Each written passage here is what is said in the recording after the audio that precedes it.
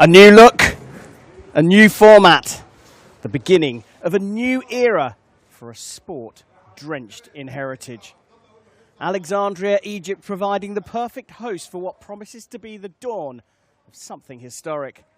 Hello and welcome to the Arab Academy for Science, Technology and Maritime Transport for the first women's semi-final at the 2025 Pentathlon World Cup Final.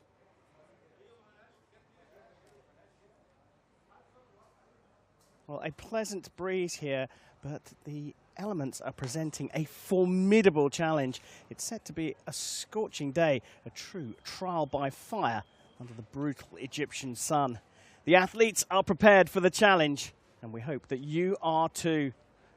We begin with the fencing direct elimination round. 5 rounds of direct elimination, straight knockout. Win and you go through, lose and you go out. We then move on to the obstacle course. 8 obstacles over 70 meters, and it's a race against the clock with the athletes going out in pairs. We move from the course to the pool. Just a short hop to the pool here, where there'll be 8 laps of 25 meters.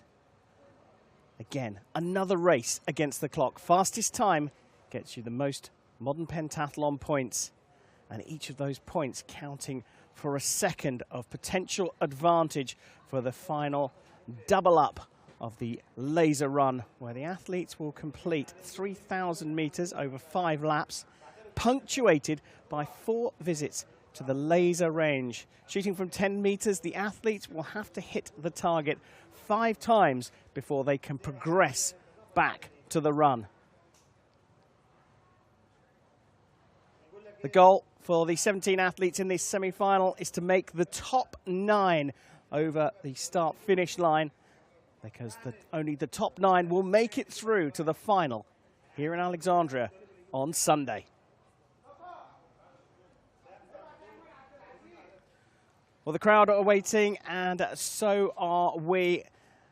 Like I say, history being made at this competition, a new format for the fence, and of course the brand new obstacle course.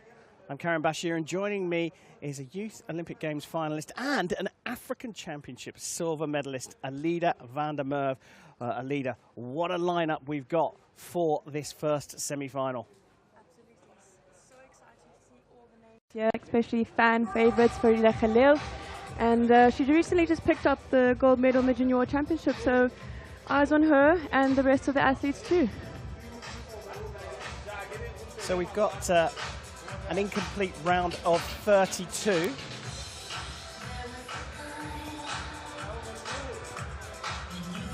Well, the music pumping here at this fantastic multi-sports facility.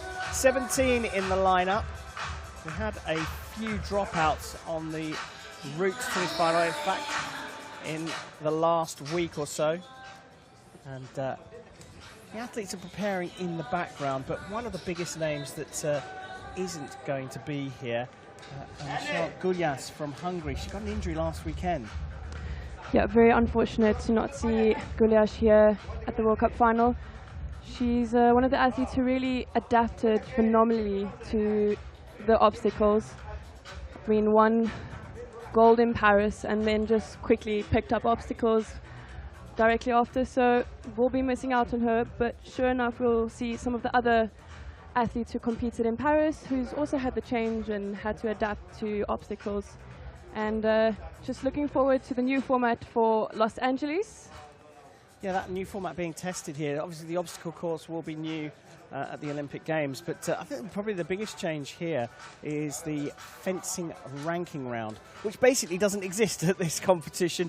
The fencers are ranked based on their fencing only display at the 3 World Cups, and for some athletes who didn't or weren't able to attend every single one of the 3 World Cups this season, fortunately for them, it's an average of the scores over those events. So it's a fair ranking, but it does mean we can get straight into the direct elimination. Again, something new that we'll be testing here over the course of the season. And it gets things going pretty quickly, doesn't it? Yeah, I mean, it really also just tests the pentathlete's fencing abilities. You'll see her switch up between different tactics, it's really exciting to see how athletes change from attacking then to defending. So it will really be a great watch for the fencing. And I mean, it just really puts a lot more value onto every single fencing performance at every World Cup, which these athletes have competed in. We look at the likes of Frida, who finished 4th in the World Cup in Pozorcek, or even Colleen Flavon, who finished 1st in Budapest. So those are really valuable points that athletes had to focus on in every single fencing bout. So very important to remember, the fencing ranking is not the same as the World Cup ranking. Yeah. New for everybody to get used to, but it does mean that you have to have, as the leader says, that consistency over the season. You can't just rely on performing well at the competition itself in isolation. We can see the athletes sheltering in the shade here. The sun is out, and I'll tell you what, the two pistes are right in the heart of the brutal sunlight. It'll be very interesting to see how the athletes cope, especially as this direct elimination progresses. Khalil there, getting ready to come out. She'll be on the feature piece for the second fight. We'll have the one fight in the round of 32. It's the Bulgarian, by the looks of things, back of the lineup, Nicole Ivanova. They are all preparing. Dominican Republic's athlete out as well, ready to go. Ana Arias.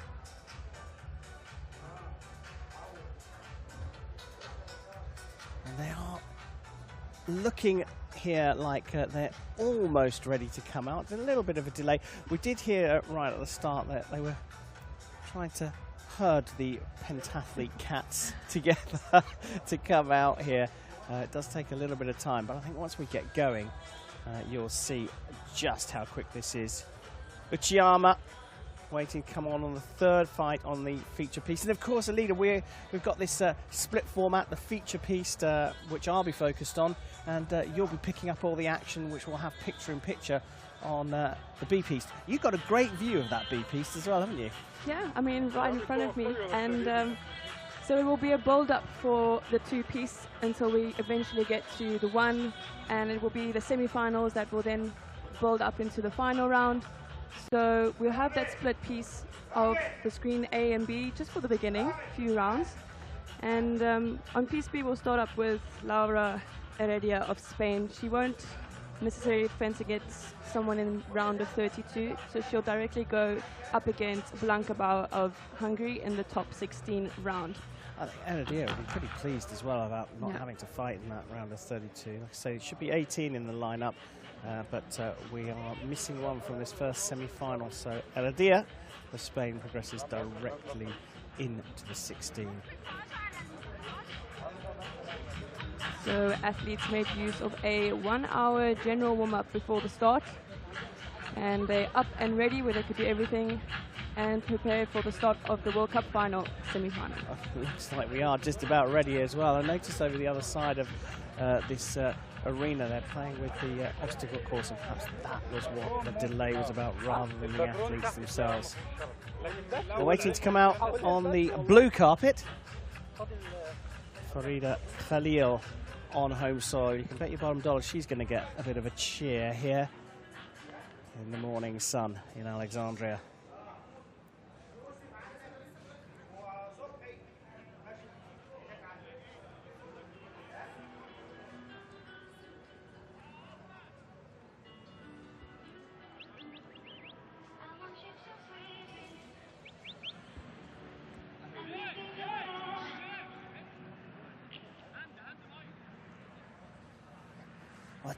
If the tension wasn't high enough, this will get them really fired up. The adrenaline must be flowing for these athletes, and worth mentioning Farida Khalil, who's she's rocked the circuit this season. 2 golds and a silver on the World Cup circuit. It's worth mentioning she's just 14 years old and such a mature head on those shoulders. Yeah, so definitely, and as she makes her way out with a classic.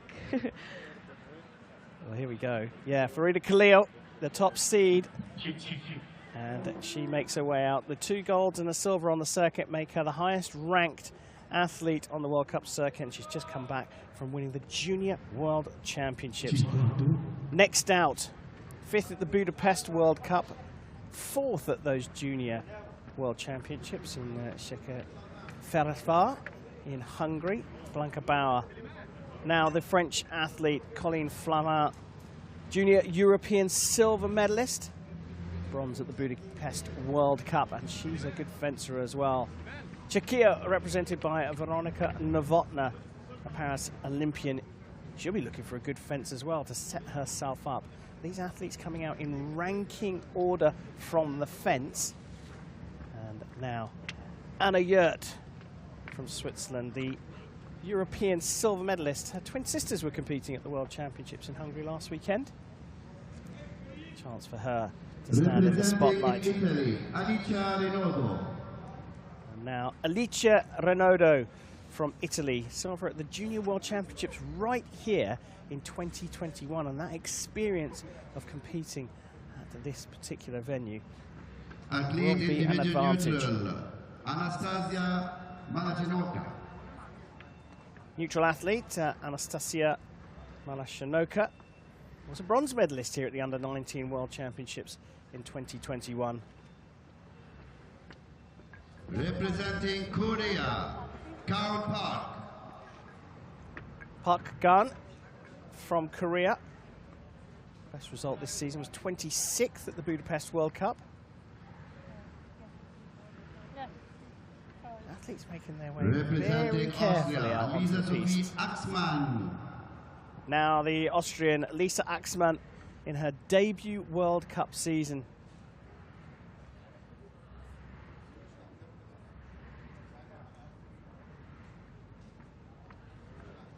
Representing Japan, Yuri Suzuki. 11th at the Cairo World Cup, so has had a finals appearance here in Egypt this season. Suzuki Yuri from Japan. 5 more to come out onto the piste. Representing Turkey, Ilka Özüksel. Özüksel, another of the Olympians in the lineup. She finished 6th in Paris.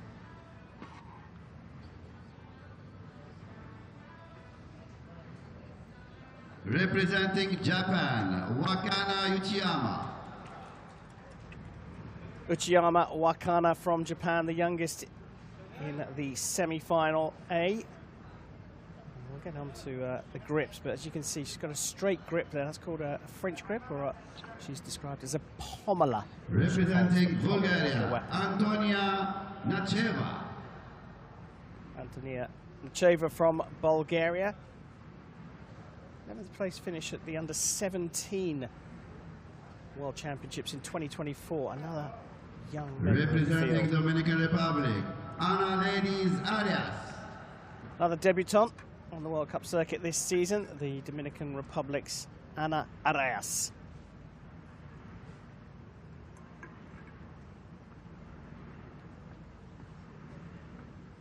Representing Spain, Laura Heredia. Silver medalist at the 2023 European Games in Krakow, Poland, Laura Heredia from Spain will be starting in that round of 16 against one of the top seeds. Representing China, Idia Li. Well, there's a couple of Chinese athletes in the semi-finals. In this one, it's Li Yejia. Representing Bulgaria, Nikola Ivanova.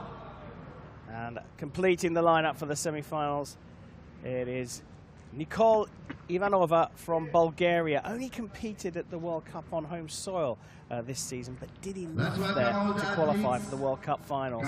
So that is the lineup of the 17 athletes here for this semi-finals, and very shortly we will be getting underway on the feature piste for the one fight in the round of 32, which will see Li of China take on Ivanova from Bulgaria.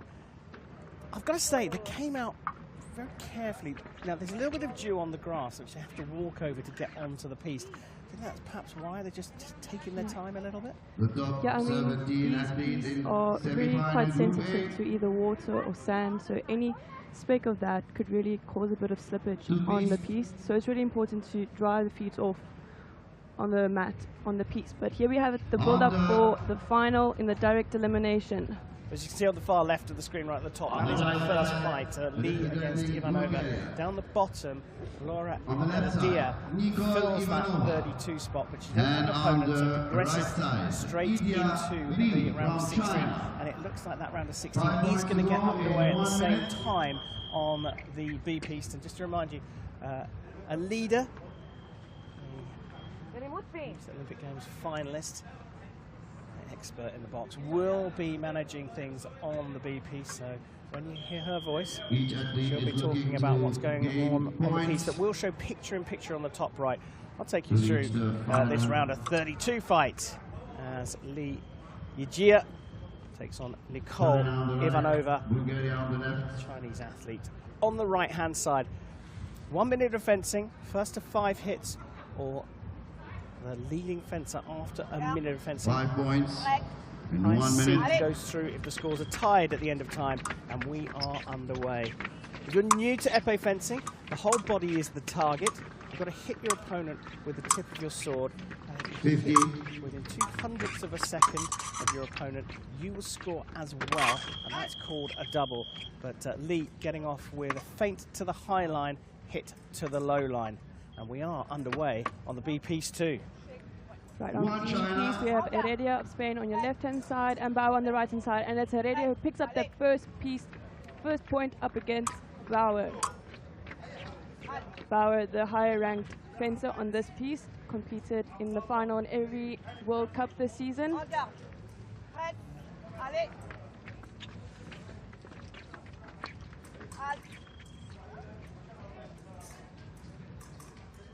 Bauer picks up that first point. It is 1-1, Heredia and Bauer. Well, the referee here on piste A just stopping the fight, and I think that is already down to the conditions. The referee unable to see the clock ticking away there. So we will get back underway. 1-0 for Lee. Heredia went for a flesh attack there, even up the score. It was a double point, so 2-2 Heredia Bauer on piste B.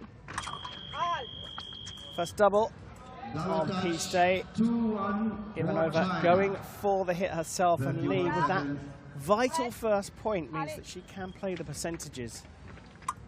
It's 3-2 Heredia Bauer. Bauer went for the flesh, but it's Heredia picked up that point. It is now 4-2 piste B. And it's 3-1 for China. No point there, still 2-2 piste B. And it's point for Bauer who picks it up on that attack. Well, Lee here playing the defensive game. As you can see, she's using the pommel grip, the French grip, giving her a little bit of extra reach. Ivanova with a second part of her attack, the second phase of her attack going through to get within 1, but she needs to keep going after this one. Leads the higher ranked fencer, so even a tie will see the Chinese fencer go through, and time is going to run out here on Ivanova. 4, 3, 2, action 1. on piste B, Bauer and Heredia. Heredia moves on to the next round of table of 8 and will fence against the winner of Maleshenika and Suzuki of Japan.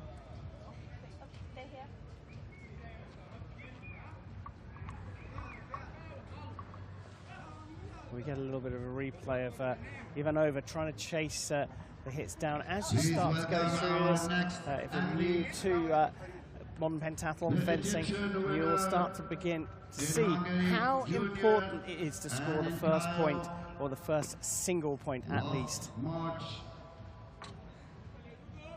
Farida Khalil on the right. Now the highest seed here, Farida Khalil on home soil, will be looking to make moves here early doors in this semi-final. Getting an early lead through the first couple of disciplines will give the athletes an opportunity to play a bit more of a tactical game later on in the swim and in the laser run, because you just have to make the top 9 here. This isn't about coming first. You just need to make it through in that top group of 9. So, Suzuki, Malashinoka on the B piste with a leader, and here we have Khalil versus Lee, who's just come through the round of 16. Suzuki on your left-hand side, top on PP, and Malashinoka on the right-hand side. Malashinoka picked up bronze medal in Cairo with the first World Cup of the season. And it's Suzuki that went for the flesh, but it's Malashinoka who just picks up that point. Perfect timing from Malashinoka. Malashinoka, the highest seeded fencer, so Suzuki will be looking for those attacks. We've already seen a bit of an upset with Heredia taking out Blanca Bauer on that B piste, and here Lee has got that vital first point, and a double puts her 2-1 up. 35 seconds. It is 2-0 for Malashinoka with 25 seconds left on the clock. Suzuki just pushing Malashinoka to the back of the piece, goes to the attack, but it's Malashinoka picks up her 3rd point. 30. Oh, the Egyptian coaching staff are getting pretty frantic here, trying to urge Khalil into taking a little bit more of decisive action here. Another double for Lee. That pommel grip helping her massively on the defense, playing a 50-50 game. It is 4-1 Malashinoka and Suzuki. Suzuki with 3 seconds left on the clock. Not much to do here, but it's a double point and victory for Malashinoka, who will be facing up against Heredia of Spain. Well, finally, Khalil was able to get the tied score. 10, 9, and now Lee's the one that has to go for it. Khalil taking a little bit of a risk there on the double. So 6 seconds here. Lee's just going to have to go for this. Finding down the piste in close distance. Khalil gets it on the 3rd time of asking, and a little bit of relief there for the top seed from Egypt, getting a round of applause from the crowd. Well, clear to see what her ambitions are for this Olympic cycle. And the first closing action didn't hit, the second didn't hit, but she managed to get through on the 3rd. Khalil through to the quarterfinals here. Great run from Lee, though, really giving Khalil a run for her money, but it is Khalil victorious with that. And they come straight out onto the feature piece. Lisa Axman from Austria on the left, and it will be Park Geun from Korea on the right-hand side. On the left side from Austria, and on the B piste, it's Oz Yüksel from Turkey against Renaudot of Italy. Renaudot, the higher seed there. Park, the higher seed here. You can see the difference in grips again here. Axman with the French grip, or the pommel grip, holding it right at the end to give her an extra 6 or 7 centimeters of reach. But with that extra reach, you lose a bit of control and power. Pistol grip from the Korean, proving well there. She takes hold of her opponent's blade, gets control of that so she can't get hit, and lands her first hit.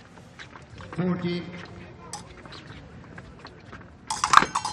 Yüksel and Ronaldo up and away for their bout. For Korea, Count Park. Just some timing 36 seconds. there, but they ready and off they go. Park controlling this one with the blade. 3-1 Axman getting Korea. the double. Count Park. She needs a couple of single lights 32 here. seconds. She's the lower ranked fencer, so she does have to have the lead at the end of the minute, and we're halfway through it already here on A. Ronaldo picking up that first point with 43 seconds left on the clock. Ronaldo, the highest seeded. It is Yüksel goes to the attack, but it's Ronaldo who just gets it on the top of Yüksel's hand. 2-0 on P-Speed. 20 And that'll do it here on Peace Day. Park controlling this fight or with the blade. I wonder if she takes that same approach in the quarterfinals where she will face the top seed, Khalil. Zukso made her attack, but it was a double touch. It is 1-3 Zukso Ronaldo. Only 22 seconds left. Zukso went for the flash, but didn't quite get it. It's Ronaldo who gets it on the top of Zukso's hand, making the score 1-4. 20 seconds left, still much can happen. So Park controlled the fight against Axman with the blade. She was getting hold of her opponent's blade, and that was what did it for Park to go through. We move on to the 5th seed in the fencing ranking round, and that's Switzerland's Anna Yurt. She takes on the number 12 seed, Uchiyama Wakana from Japan. So victory for Ronaldo against Zukso. Ronaldo will be up next against the winner of Flavan and Arias of the Dominican Republic. 50. We seem to be having the matchups of the pommelers against the pistol grippers. Pistol gripping Yurt on the right-hand side. Again, Yurt using the blade, controlling her opponent's attack, keeping the tip of the sword under control, and then landing what's called a closing parry riposte. 20. Same thing again, the clockwise action in a circular motion. Number 6 is the line that she finished in, holding onto her opponent's blade. Yurt in control. Tried the same thing again, didn't hit with the first one, but was able to keep hold of her opponent's blade and hit the low line with the second one. So Yurt in massive control here. We've seen 2 pistol grippers on this feature piece, making the most of being able to take control of their pommeling opponents. Piece B is up and going. Arias on your left-hand side, Flavan on the right. Flavan picked up bronze in the Budapest World Cup, where she finished first in the fencing round. She is currently seated 3rd with the fencing, so she'll bring that fencing experience to the competition. Well, power to the pistol grippers here on Piste A. Yurt controlling that match. Again, look at it. She gets control of her opponent's blade, and then she's able to then land her riposte to the body. Made that look simple. A couple of changes of line there. The windscreen wiper for parry as a fake, and then the one that goes underneath her opponent's blade and picks it up on the inside. And Yurt through to the top 8. Arias picks up that last point, making the score 1-2. Flavan waiting patiently, just gets that point above Arias' hand once again, making the score 1-3. Only about 25 seconds left. Arias will need to look for attack if she wants to follow through with the direct eliminations. But it's Flavan who picks up that 4th point.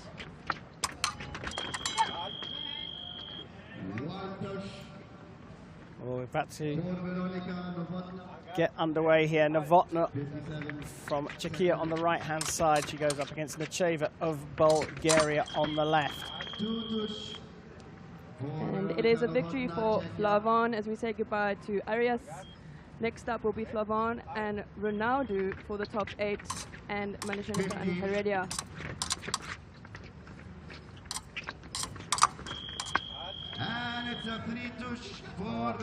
Novotna in control of this match here on the feature piece. We've seen a couple of pistol grippers progress. Now the pommeler looks to be in control. Novotna the higher seed here, so we'd expect her to win. And we've only actually had one upset of the rankings so far, and that was the very first match on the B piece where Heredia took out Bauer. Here Novotna making this one look easy. Necheva using that classic taking of the blade for a pistol gripper against a pommeler. She's a long way down, and the time is ticking away here. finally Novotna does make it through, so that completes the round of 16. Novotna will go up against Yurt. Khalil takes on Park, that's the top half of the draw. And down at the bottom half of the draw, Flavin versus Renaudot and Mala Shinoka against Eradia. So a good mix-up here of countries being represented. As we take a look at Novotna, carefully using little beats of the blade before closing out in what's known as the octave line, or the 8 line, to make it to the 8. Now we go straight into the quarterfinals here. 2 wins away from taking the fence here, and it's Farida Khalil taking on Park Gayon, Egypt versus Korea, and Alida down to 1 piece now. Take us through this quarterfinal.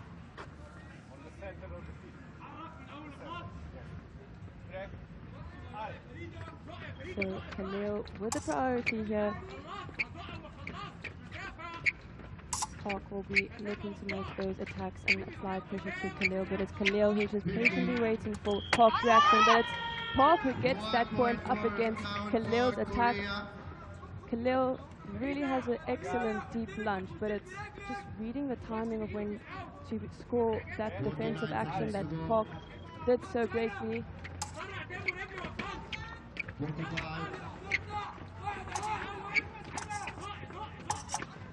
Just looking to set up her attack, look for those lunges, but she goes for a lunge into her flesh, doesn't quite get it. 37 seconds to go. She found herself down in her round of 16 match against Lee, and the coaching staff started to get a little bit frustrated at her not really trying to close that gap up Khalil early. Doesn't look like, well, she's learned from that in this one. Yeah. But as we said, the importance of that first point in the fencing bout can really make or break, and just switching up from defending and attacking, but it's Farida who gets that timing on the flesh on preparation. 28 seconds to go. 1-1. So it's really those flesh attacks, it's just all about that timing and timing when your opponent is stepping forward. And Khalil did that perfectly, just waiting for Park to step forward to launch herself arm first to get the first touch and a single light. You might well be able to tell that the sun's just popped up behind the clouds, which actually plays to Park's game, because it's more shining into the eyes of Farida Khalil. Didn't stop her from going 1 ahead, and now she's got that vital lead with under 20 seconds to go. Park needs 2 hits to progress here, because Khalil is the higher seed. So unsurprisingly, Khalil playing a bit of a conservative game. Park has a chance here though. Park does, and it's only 8 seconds left, so if time ticks out, Khalil will have the victory, but Khalil will be looking to look for that single light. But as Park flying pressure, she'll be looking for that attack. But it's Khalil who goes for that deep lunge, and she gets it on the second action. Oh, she got away with that one. Park had been a little sharper. She may have got the hit on the counter. And Khalil deciding that attack is the best form of defense. Another little bit of relief for Khalil here, I think. Yeah, and she just steps back to clock out with that round. Khalil moving on to the semi-finals. Khalil's on a run here. She's really showing her experience from all the competitions where she's been doing this format. Just have a look at that deep lunge that she does so well in. And it's all about that timing that she gets. Just look at the step forward from Park, and it's Khalil who gets it. Yeah, the forward recovery, which is not what's taught on day 1 of fencing. You launch your front foot forward, push off your back foot for the lunge, and then usually you bend the knee on your back leg to recover backwards. Recovering forwards is a little bit more advanced, but it means that your opponent can't hit you on the counter-attack. We get the second quarterfinal match underway. We go down to the bottom of the draw. Eradia of Spain on the left, Mala Shinoka, neutral athlete, on the right. So this is in the bottom half of the draw. Placing the semi-finals up to grabs to join Khalil from Egypt. 50. and it's Malashenica wins the attack there, which is Heredia who gets it on a disengage and remove, but Heredia didn't complete it. She competed at the one World Cup this season, where Malashenica competed at both of the World Cups, and Malashenica picked up the bronze. So Heredia is looking to build herself up in this position, but it's Malashenica who gets that touch. Malashenica, the higher ranked fencer in this, so if it was to end on a draw score, the neutral athlete would go through. Heredia now applying pressure, pushing Malashenica to the back of the piece. She goes for the lunge, but it's too light. Double point with just 25 seconds left. Malashenica really waiting for Heredia to attack and responding. She's just patiently just stepping on the back foot there, but it's Malashenica and Heredia double touch again. 14 seconds. Heredia calls that upset in the 16, round of 16, taking out Bauer. She's still in with a chance of doing that here, but does need the lead. 9, 8, Oh, it's a single touch for Heredia. She gets it on the flesh attack. 7.7. Malashenica in trouble here. She'll need to apply pressure, shift her strategy of defending. But it's Heredia victorious with that last point there, just within the 7 seconds of that match. Heredia will be pleased with that result. She's really building herself up from the bottom. Yeah, she's done it again, hasn't she? Came through the with a bye in the 32, so didn't have to fence until the 16. But she's taken out the number 2 ranked fencer Bauer, and now the number 7 ranked fencer Malashenica. On the right side, representing France, representing la France, Colline semi-final in the fence. On the right side, representing Italy, Alice Renaudot. And Ronaldo. And they're coming on right now. France, on the right-hand side. Ronaldo 1 minute, 5 touches. The left-hand side. France versus Italy, 2 of the very best fencing nations in the world. Italy on the left. Pentathlon fencing a little different from Olympic fencing. The rules are still the same, but just a slightly different format here. The knockout fights go to just 5 hits in a minute. In Olympic fencing, knockout fights fenced over 9 minutes, 3 periods of 3 minutes, and they are fenced up to 15 hits. So the tactics are very different in pentathlon. It's a lot more immediate.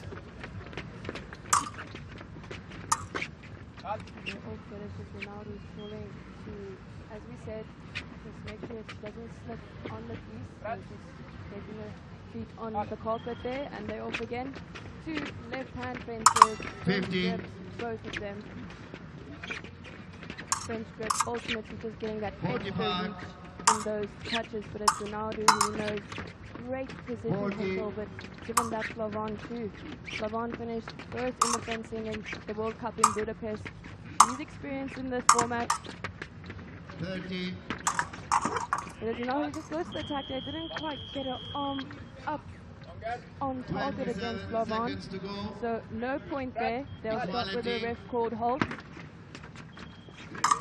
26 seconds left.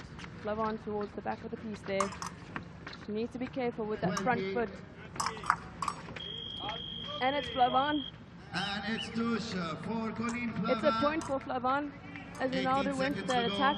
She was really dangerous there at the back of the piece. So if the front foot goes off of the back line, it is a point for the opponent, but Flavon gets that point and they're off again. Yeah, worth 2, given that Flavon is the higher ranked fencer, and now she's got complete control of this quarter-final. Great change of distance there. Time to take it to Flavon. But Flavon went for that lunge, but it wasn't quite, because Ronaldo responded with the attack.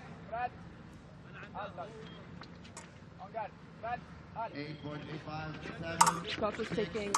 This is where any movement counts, timing counts, but it's Ronaldo who goes to the flesh, doesn't quite get it off the piece there. Clock timed out, but they'll need to add a little bit more time to that.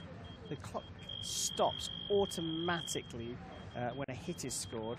As you saw, no hit was registered there, so the referee couldn't quite press the stop button before time ran out. So just adding a little bit of time. He's going up in tenths of a second because it was somewhere around about 2.3, 2.4 seconds left on the clock. 2-1, Colin Flava. These fencing clocks actually go to thousandths of a second. Might not seem much, but I'll tell you, anything can happen in this amount of time. But Fabama will be looking to go towards the back of the piece, but it's Ronaldo who gets that point, but it's timed out, and with Flavan, the highest seeded fencer, not much could happen here, but Ronaldo will be launching herself, and it clocks out victorious for Flavan. Flavin, the number 3 ranked fencer in this semi-final, progresses through, goes up against the giant killer, Laura Heredia from Spain in the next round, as we take a look back at the conclusion of the match.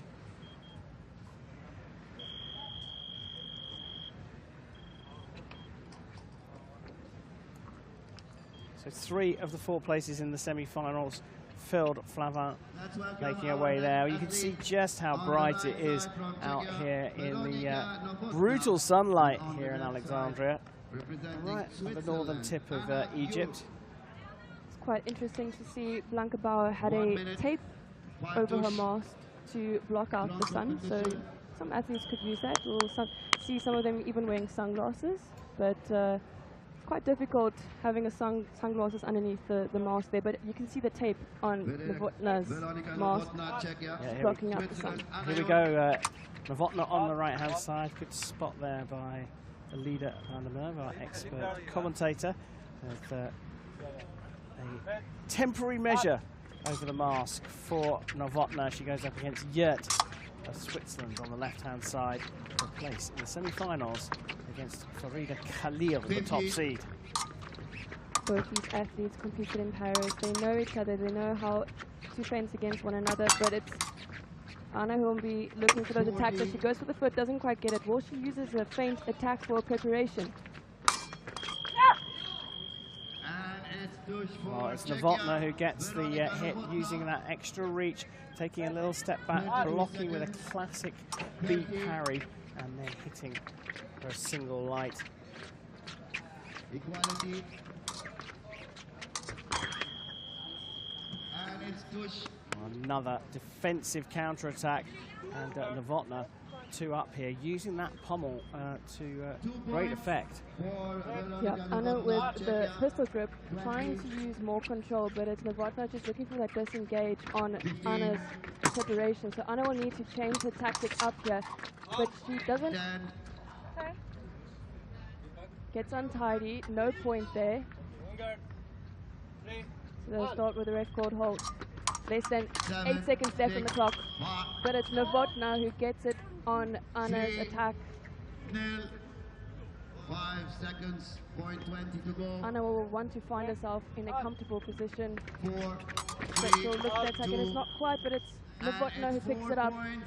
Less than 3 seconds left. Not much that can happen in this bout, but you'll see Anna fighting for every point. Or will it clock out? And it's victory for Novotna of Czechia. Yeah, using that pommel grip defensively, critical to get that first point, to be able to adopt that defensive approach. You see, just keeping her at bay. That's a lovely little hit, the fake over the top and then coming underneath the arm to hit. I think that was her second hit. There's the hit the feint underneath, and she's already got that hit as Yurt's momentum carries her forwards, but the lights have been blocked out for the Swiss athlete. So Novotna stays on the piece. In fact, she's switched ends. She has to move down to this end, closest to feature camera here on the left-hand side of the piece, and she makes her way towards the World Cup ranking #1 athlete, 14-year-old sensation from the host nation in Egypt. It's Farida Khalil. She's had a couple of cagey fights, but I've got to say, I wonder if she's just conserving a little bit of energy in the fence, because we've got the obstacles coming up next, and it's pretty brutal, the sun being right out there. We've got a little parasol over us here, which is protecting us a little bit from the sun, but I'm still a little bit hot. Yeah, we even got a mini fan here just to cool us off, but I think it's a completely different setup, this competition, without the quarterfinals, and a lot of these athletes will have a lot more energy than they did in the World Cup.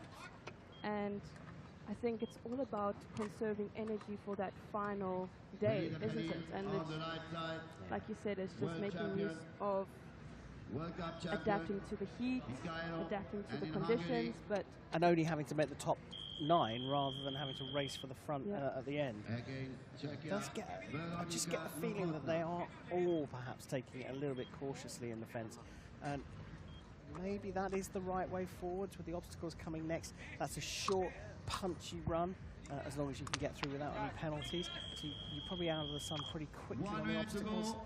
It's, they're already having to think about where they're going to have to strike, where they're going to have to put real effort in, these athletes.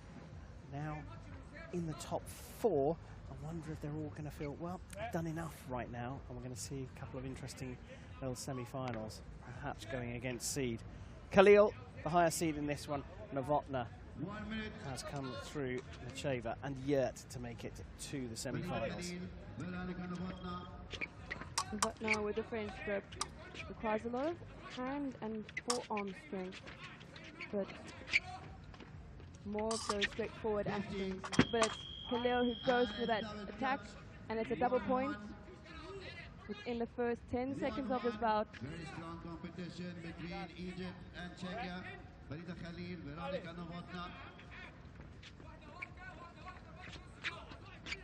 We know Khalil to have a great deep lunge, so Novotna will be looking to put a pressure, looking for Khalil to respond and perhaps disengage and defend, but Novotna goes for the flesh, but Farida for Farida Khalil, Egypt. 33 seconds. Novotna just asking to test her blade, so they'll have to check the wiring to the weapon, to the body wire, and it works. First obvious bit of second intention there from Farida Khalil, stepping into distance with a big half step to lure the attack from Novotna, and then just pulling back that front foot, finding the space for the parry riposte. Clever fencing. And it takes 8 and just sticks that counter-attack. So again, nice bit of second intention there, a little half step forwards, this time changing the line of the parry to create the hit. 14 years old, I just can't get over how tactically astute she is. And it's 4-2. 4-2 Farida Khalil. Khalil will be happy with that, even though Novotna's the French gripper, the pommeler, has the extra reach. By closing that distance up and luring the attack, he's able to flip the double on the defense. Khalil now showing us how good her fence is. She has progressed with ease to the fencing direct elimination final. And again, at this point, she'll be pretty happy. Watch some of these half steps with the front foot. That was early doors, and she managed to land the flesh attack against the taller pommeling athlete by timing it perfectly on that step forwards, much to the delight for the coaching staff and Dad. So Khalil through to the final, the fence. We're about to find out who's going to join her. Colleen Flamant, the highest seed in this semi-final, going up against the giant killer, Laura Heredia from Spain. French athlete on the right, the Spanish athlete on the left-hand side, and again it's a battle of the pistol gripper against the pommeler. Really interested to see how Heredia will be performing in this. She beat Bauer Maleshenica to land a spot here against Flavon.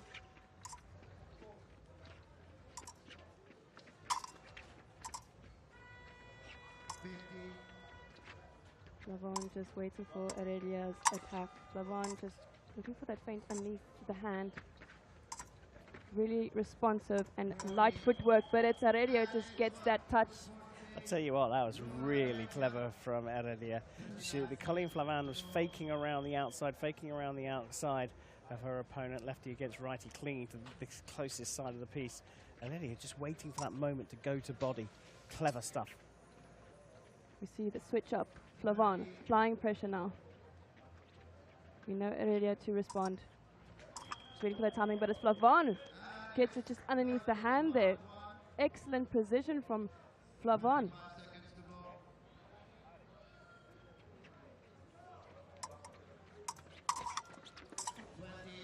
Heredia just searching for that opening on a target, but it's a double point, doesn't quite get that single light. Doubles in favor of Flavon, not quite for Heredia.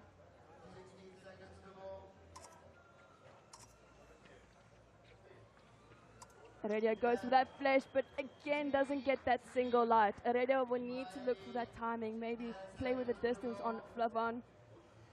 Trying a bit of second of intention, the Spaniard, but Colleen Flavin not falling for the trap, and now is looking like she's going to end a brilliant fence from Heredia of Spain. And it's victory for Flavon. We say goodbye to Heredia, who had an amazing run in this direct elimination round. She'll still be happy, I mean, just making it towards the semi-finals. Just watch how they... A beautiful feint disengage there from Flavin, feinting to the body. And then up, finishing up. Yeah, creating the windscreen wiper four-line parry from the Spaniard. But the Spaniard does look like she's got a really good fence in her. She's taken out Bauer and Mala Shinoka. So just one more match to go in the fence. And again, I have to ask the question, how much are these two going to put into this just as the sun reappears from behind the clouds? They've done really well, these two, and they're going to remain at the top of the rankings. Yep. I mean, I think it's also at the end of the day, you want to, if you're in this position, you'd like to walk away with the win. Finish the job. You'd like to get the job done. And we know Flavon to have won the fencing round as well as Khalil. So this is an interesting bout. This will be great to see. So Flavin changing ends. She's now on the left-hand side, and Khalil from Egypt on the right-hand side. Two lefties for the top spot in the fence here at the World Cup final, semi-final A for the women. Flavon pushing Khalil towards the back of the piece. Is she setting up an attack, or will Khalil respond? Flavon needs to be careful with that distance, because we know Khalil to just get that attack on timing, but Flavon looking for that preparation. Khalil towards the back of the piece now. And it's Khalil who goes for the flash, doesn't quite get it up above. Finish in the lower line, where ideally to finish up with a straight hand. Colleen Flavin missing her first riposte as Khalil went by. That's why the referee didn't call that. But Khalil can pull this little bit of magic trick every now and again. And that 1 point, again, is worth 2 because she's the leading fencer. Flavin must score twice to avoid losing out to Khalil here in this fencing final.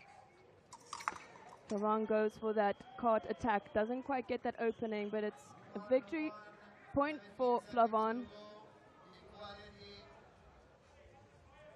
Scores 1-1. Less than 20 seconds left. Flavin applying pressure, goes for that lunge, but it's Farida gets that disengaged riposte. All about the feet. Executed the hand movement perfectly, but she needed to create the distance by a little stepping back there. And now Khalil in control. Just about 5 seconds to go in this one. Flavin needs to score twice to win the fence. And that will do it. A couple of seconds left, but that is not enough for Flavin to score twice. And the top seed remains the top seed after the first of 5 disciplines here in the first women's semi-final here at the World Cup final in Alexandria, Egypt. Great stuff there from Flavin and Khalil, but even that, Flavin will have 244 points. Great start for her semi-final. Yeah, these two, well, they kind of met minimum expectations, you have to say. Khalil and Flavin, we'd expect them to go deep into the competition. But for me, the most valuable pentathlete in the fence is Laura Heredia from Spain. She is rocketing up the rankings after the fence. And oh, just on cue, here are the results after the fence. Flamand moving up one place, but Heredia, look at that, 11 places through the fence. And that means that she has put herself in a brilliant position after the fence. Of course, we are focused on the middle of the pack, and here it is. Top 9 making it through to the semi-finals. Bauer dropping 7 places after that loss in the round of 16 to Heredia. She's sitting on the bubble in 9th. Axman 10th, Suzuki 11th, and Ozuxul from Turkey in 12th. Chasing pack still fancy their chances. They are going to be trying to fight back in the obstacle course, which is coming up next. But before we move on to that, let's take a look back at the brilliant fencing ranking round.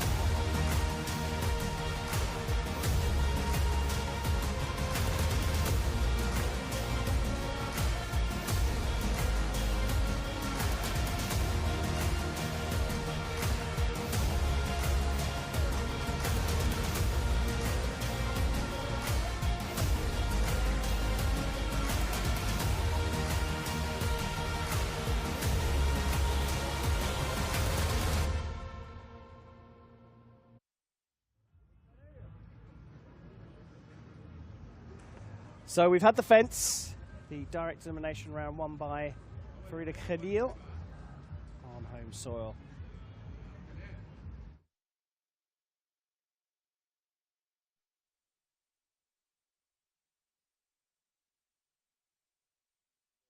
Our 17 athletes, and this is what they have to contend with. You can see that the few white clouds in the sky offering just a little bit of protection every now and again. But the obstacle course is comprised of 7 obstacles with a wall at the end that I went and had a look at yesterday. I took 2 steps up it and nearly fell off the back of it. It's a big slope up to the top. And I hear that there is talk of making that death wall, I'm going to call it, after going through the obstacles. They then have to face this challenge of climbing the wall to get over the top and hit a buzzer at the top. Now, we have 5 set obstacles, but 2 are rotated in. What are the 2 ones that we've got in for this obstacle course, Alida? Yep, so after the technical meeting last night, the draw was done for obstacle number 5 and 7. For today's semi-final, we have the flying hoops and the climbing holds at number 5 and 7. So it'll be interesting to see. I think the flying hoops are quite challenging, given that it's a lot of swinging and it's just all about momentum at the end of the day, whereas climbing holds are really, it requires a lot of grip strength and grip endurance. Yeah, well, we're going to have the athletes coming out in pairs, and we're going to start with half a pair because we've got 17 athletes. So Nicole Ivanova from Bulgaria will actually take to the course on her own, which actually gives us a really good opportunity to talk through each of the obstacles. 9 or 8 pairs will then follow. And yes, there's some motivation in going up against someone in what will help you get a top time, but the race here for these athletes is against the clock. The idea is to get the fastest possible time for the most modern pentathlon ranking points. Yeah, and I mean, with the 2 athletes up against each other, you'll see the different techniques that each of them make use of. And at the end of the day, it's their personal strengths which they adapt to. It's what they feel more comfortable with. You'll see athletes either skipping to the second globe or going one by one. And I think at the end of the day, it's making use of either if you have longer or shorter limbs, and you could use it to your advantage either way. Now, there's this is the newest of the disciplines. Again, a historic moment in the first World Cup final with the obstacles, and the women's semi-final A are the first ones to give us the opportunity for it to be demonstrated. But you mentioned about technique and different approaches to each of the obstacles. I've got to point out a couple of the key runners and riders. Farida Khalil, who will go in the 9th heat, is arguably the fastest over the obstacle course. But there are a couple that regularly get into the 30s. Nacheva from Bulgaria, Suzuki from Japan is another one to look out for, along with Malashinoka, the neutral athlete, and perhaps even Colleen Flavin. Average of 53.34 seconds over the course so far in the World Cup competitions for Nicole Ivanova from Bulgaria. She gets to go first on her own, and a leader take us through this magnificent new discipline for modern pentathlon. Yeah, I mean, given that we also see the senior athletes who are just taking on the obstacles, the junior athletes have been, it's not new to them. They've been doing it for 3 years now, since the junior world champs in Lithuania in 2023. So it's now the senior athletes catching up to the junior athletes who are shining in this field. But here we have Ivanova of Bulgaria. And she's off, steps straight into the big wheel. Tilted ladders, she tackles, she takes from the first bar to the second bar, just climbing through. She needs to build that swing. She wants to get to the second tilted ladder. Holding on. It's going to cost her grip strength there. She builds away step by step. She swings. She will need that swing to get to the next tilted ladder. It's all about that hip thrust and core engagement. It's a cautious approach to this, isn't it? This is not setting the world alight just yet, but she wants to get through without any infringements. And I'll tell you what, any time is better than elimination. You want to score as many points as possible, but she makes a way for the over, under, and straight through, onto the flying hoops. This is the tricky part. She'll need to, she's building that swing beautifully now. It's all about that release and catch. Doesn't quite get it, so she fails that first attempt. She'll have a second chance to go through the flying hoops. A worry for her here. Really need a bit of momentum here, because that skip from the first hoop to the second is a big one, and she is eliminated. The ladders, I think, did it for her, because you so much arm strength and upper body strength required there to hang for so long. And not just upper body strength, but hand and grip strength. I think she used a lot of her energy in the ladders, but here we have the next two athletes. Li Yijia from China, up against Ana Arias from the Dominican Republic. Who's going to be the first one to complete the course and set a time? Off we go. From the big wheel directly to the tilted ladder. Li just flying through, loses a bit of swing and momentum there, but she holds on with the one arm, lands onto, over, under, and through. Straight into the flying hoop. She goes for that second part of the flying hoop. Look at that swing she's built up. Keeping it up. She'll need to get that again for the lâché. Sticking the landing. Giant steps onto the climbing holds. Extreme grip and upper body strength here. Look at that swing she's creating. Onwards and upwards for the finish wall. Li digging deep for that finish buzzer, and it'll be 50 seconds for Li. Arias on the climbing holds. Look at that swing she's got there. Sprint for that, and a leap to touch on that buzzer. She's happy with that.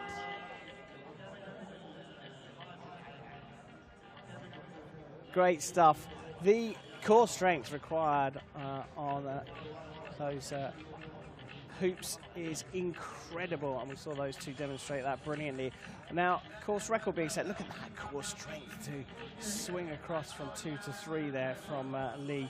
course record being set here by Lee, and of course the course record will be set over this weekend on the course of this World Cup final. 57.9, the official top score. Up next. Yeah, Nacheva from Bulgaria and Uchiyama from Japan. Nacheva using that 1, 2 and release. Uchiyama hanging on the tilted ladders, but as Nacheva goes over, under, straight through, onto the flying hoops. She goes for that second part of it. Look at that swing. She's got the hips moving backward and forward, building that drive to catch and release for that last flying hoop. She'll land straight to the giant steps. Quick feet here, climbing holds with a big leap.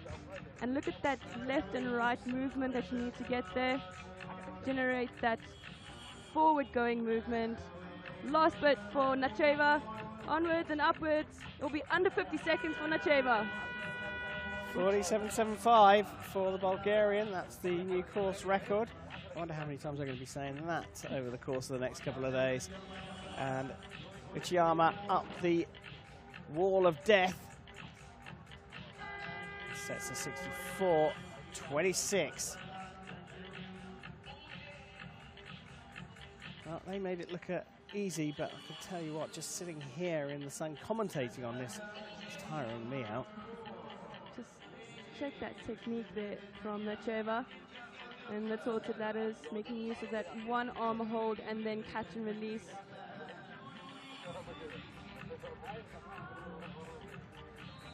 Straight on to heat number 4. Takea's Ozukso on the far side, going up against the second Japanese athlete, Suzuki.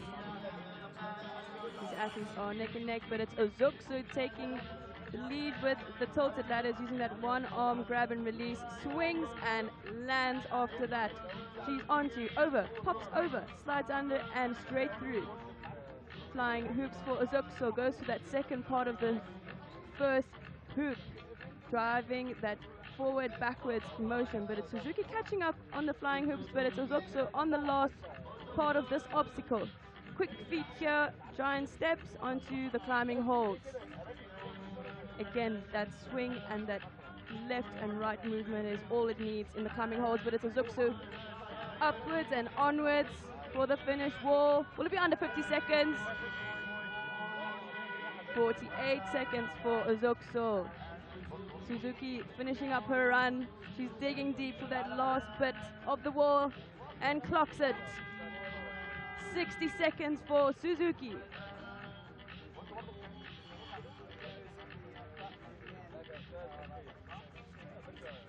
Effectively. Just 3 grabs at the button there for the Japanese athlete. Must be so frustrating for her. She would have been a second and a half quicker if she'd hit it the first time, but the movement here across these grips is incredible, and it just takes so much out of you going into the wall. Yeah, I mean, it's not just the run, but it's also the push up onwards with the arms. Austria's Lisa Axmann against Hungary's Blanka Bauer. Bauer closest to us. Bauer onto the tilted ladders, using that one arm catch and release. She's lose some momentum, but she's catching up. Sticks that landing, makes her way over, under, through. Bauer onto the flying hoop. She goes for that second part. Oh, catches and releases from Bauer. Look at that movement, technique from Bauer. Bauer on a roll. She makes quick feet here. She makes her way to the climbing holds, generating that swing backwards and forwards. Really transferring the center of gravity, and it's Bauer up for the finish wall. And she's digging deep for that last bit, but it's 49 seconds for Bauer. Axmann up for the finish wall. She's pushing deep for that last bit, but it's 60 seconds for Axmann. We're seeing a mix here of times. 3 athletes in the 40-somethings, Nacheva, Ozukso, and Bauer, with the fastest 3 times so far in that order. momentum through the two obstacles that have been picked specifically for this competition. Absolutely incredible. And I want to just point out the flying hoops. They're making this look a lot easier than it is. The gap between the hoops is massive. Heat 6, Park on the far side against Mala Shinoka, the neutral athlete closest to us, all in white. Great stuff there from Mala Shinoka.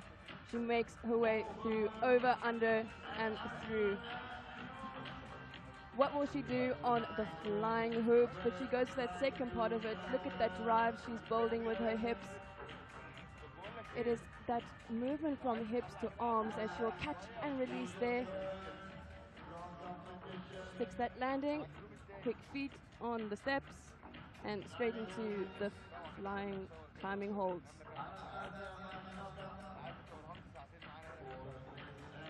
Park making her way to the climbing holds, but it's Mala Shinoka for the finish wall. She's looking for that under 50 seconds. Oh, just so much effort required to get over that. 52.65 faces a 57.52, and Park gained quite a bit on that wall of death at the end. We have Mala Shinoka, just her run through those obstacles, really great release and catch there, really clean, and just pure grip strength. 3 more heats to come. Italy's Renaudot on the far side against Switzerland's Yurt, closest to us. And they off the big wheel straight into the tilted ladders. Yurt making use of that backwards forward movement. It's Ronaldo. And oh, look at that catch and release from Yurt. Yurt setting way for the over, under, and through. Straight into the flying hoops. She will look for that second part of the flying hoops. Look at that feet up in the air. Catch and release. Clean swing there. She'll be looking to stick that next landing. Quick feet for Anna Yurt. Nice bit of body rotation from Yurt there on the second hoop. Haven't seen that before. Just to create a little bit of extra momentum for the Swiss athlete. She'll be digging deep for that last bit. I can feel the pain. Ronaldo finishing up here. Onwards and upwards for Ronaldo. That last bit of the finish launch, she clocks it just under 60 seconds, 59.6 seconds for Ronaldo. Brilliant stuff there. Second fastest time then set by Anna Yurt from Switzerland. I love that technique through the flying hoops from the Swiss athlete. There, look at that body turn. That twisting of the torso, I mean, that generates such great reach from going left arm to right arm, but it was that last push up. And I'll tell you what, if she had that last push, I think she could have had the fastest time today. Not bad though, second. We go into the penultimate heat. Heredia from Spain on the far side, taking on Czechia's Novotná. 47.75, the fastest time set so far by Antonia Macheva of Bulgaria. And they're off. Big wheel straight into the tilted ladders. Heredia generating that swing, Novotná using that 1-2 movement. First arm catches and releases, generating that momentum. Oh, sticks that landing. Flips over, slides under, pops right through. On to the flying hoops for Novotná. She goes to that second part. Leg movement to arm movement. She'll look for that next catch and release. Great stuff from Novotná. On to the quick feet here on the giant steps, straight into the climbing holds. She needs that swing, as she does. She excels in the climbing holds. Look at that left and right movement from Novotná. Novotná up for the finish wall. It's that last push. Novotná has it. She digs deep for it. And it's 55 seconds for Novotná. And 58 for Heredia. Heredia will be pleased with that, as well as Novotná.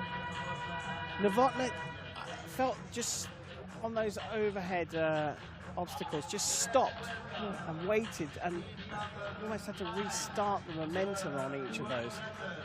all about committing, and I think just familiarizing yourself with that timing when to release, to stick the landing to the last foot of the obstacles. Last of the heats, Colleen Flamand from France on the far side against Farida Khalil from Egypt, closest to us, the top 2 seeds so far in this pentathlon semi-finals. Big wheel straight into the tilted ladders. Khalil finessing in the tilted ladders. She pops over, under, slides through. Flying hoop for Khalil. Oh, look at that clean catch and release. No time to waste for Khalil. Giant steps, quick feet. Climbing holds it is. Look at that. She's skipping through the climbing holds, generating them. And when she skips that last one, it's going to be the fastest time from Farida Khalil. She's digging deep for that finish buzzer. 31 seconds for Khalil. Flavand making her final run, onwards and upwards for Flavand. Will it be under 40 seconds? Not quite, but it's 40 seconds for Flavand. Second fastest time, but what a time from Farida Khalil. We did expect it, and that technique through the flying hoops in particular, absolutely stunning. 31.76 set by Khalil. She came in to the obstacles leading the way. She leaves leading the way too. Great stuff from Khalil. Look how she has such a clean catch and release, and it's that swing that she, no hesitation from Khalil. Doesn't waste a second in the over, under and through, but it's the flying hoops where she just really showed great technique.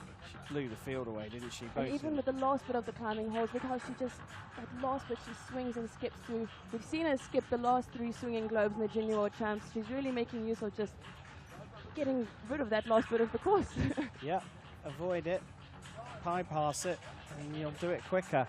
Khalil, the fastest of the 17 in the lineup, and after 2 disciplines, this is how things stand. Khalil at the top of the order, remaining there. Flavand climbing back up into second place. Yurt having a big climb there, and Blanca Bauer climbing back up the rankings to 4th place. So stunning performance from Bauer to regain what she lost in the fence. It's the middle of the order we are interested in, of course, and Eradia, after a brilliant fence, has dropped 4 places, but it's those 7-place rises from Nacheva of Bulgaria and Lee of China have made a big difference. Zuxel also doing well through the obstacles, and all of the 6 athletes on this screen will find themselves in with a big shout when it comes to the laser run a little bit later on. The chasing pack following up behind will need to perhaps put a little more effort into the swim. Dropping 4 places, Suzuki from Japan, but she does lead her teammate Uchiyama. The 2 Japanese athletes sitting 14th and 15th, with Arias and Ivanova holding up the pack in 16th and 17th. We are going to make our way to the pool very shortly, but before we do, let's take a look back at that fantastic obstacle course race.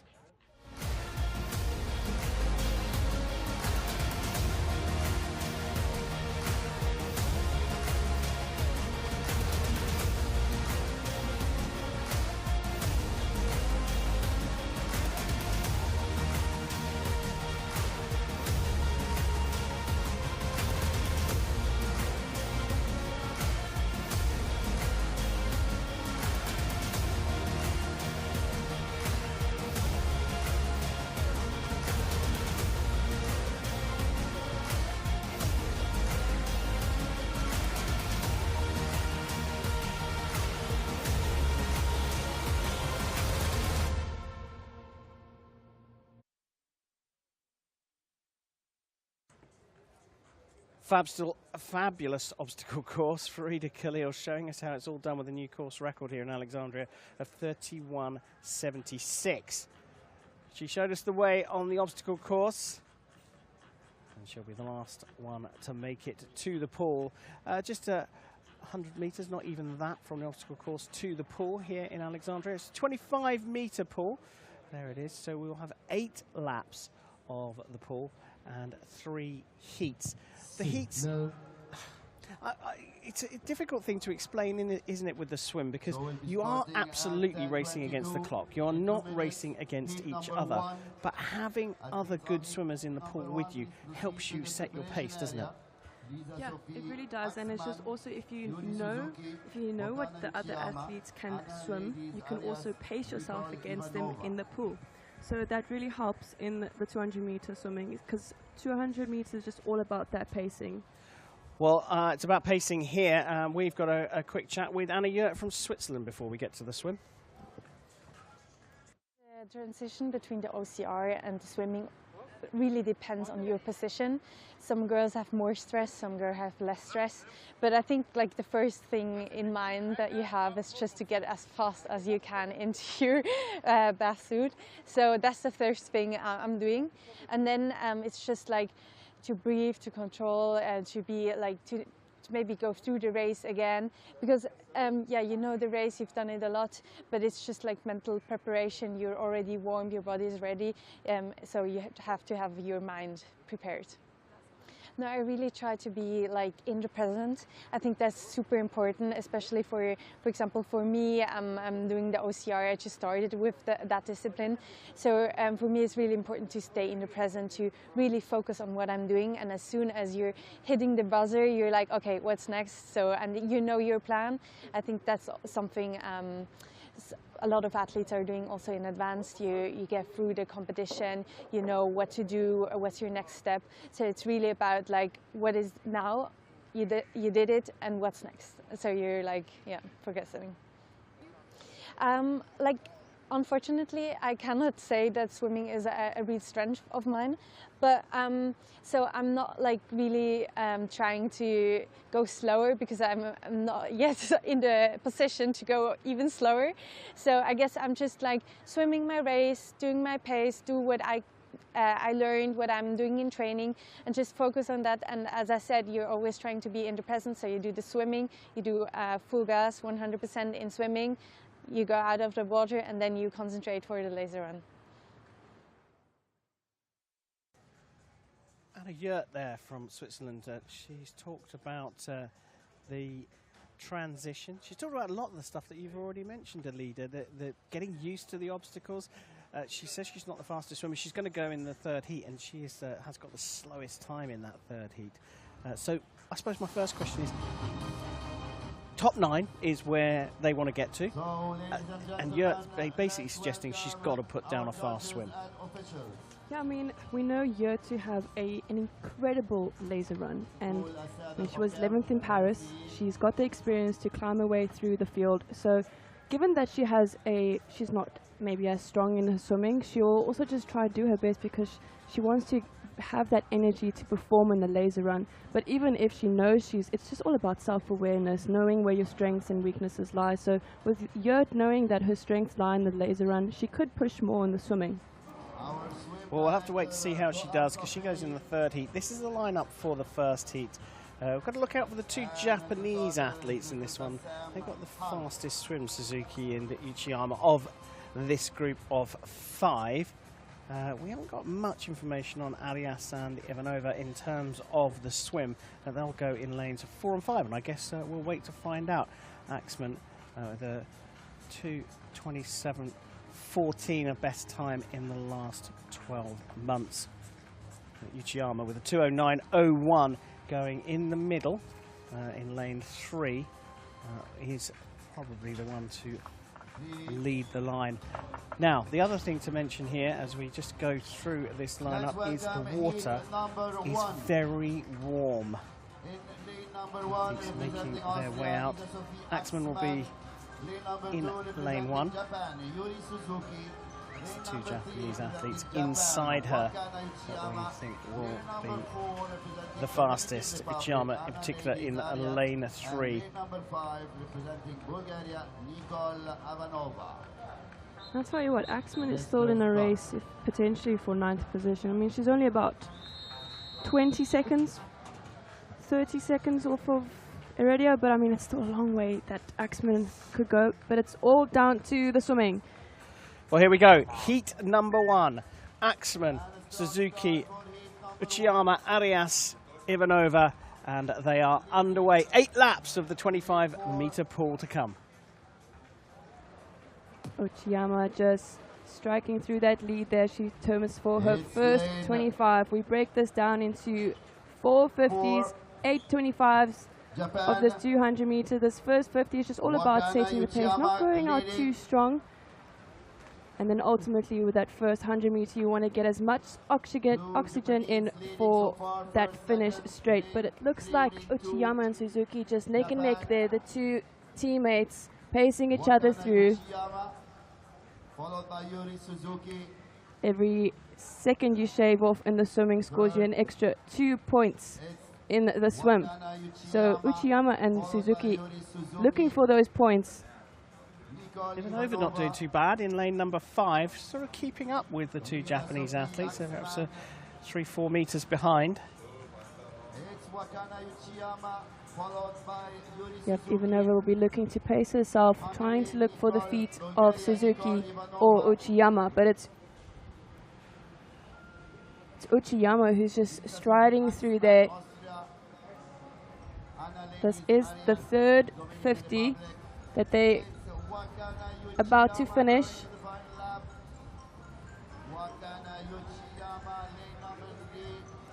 Uchiyama now making her way for the turn for the start of her last 50, right after her Suzuki. Does Suzuki need to just think about hanging back a little bit here and not keeping up with Uchiyama? I think Suzuki will be looking for every single second that she can shave off here. It's the fight for the final, that top 9 position. And it's that last 50 where their legs are getting tired, but it's Uchiyama really striding through there, stroke by stroke. Oh, what a fast time from Uchiyama. Just 2:10 and a 2:13 from Suzuki. Two of the strong swimmers in this heat. Ivanova coming through in the third with a 2:22.45. Couldn't quite keep up in the end. And lane 1, Axman finishing 2:30.68. And we have Arias to come. And she's going to be a little way off this. Sorry, Arias at the bottom with the slowest time so far. So time set in the pool by Uchiyama of 2:10.72 is the time to beat. So both Suzuki and Uchiyama scored 280 points in that swim. We'll change up the final score before the laser round, but just look at that stroke rate from Uchiyama. Really set pace from the start and kept it straight through. Really clean stroke and technique there from the two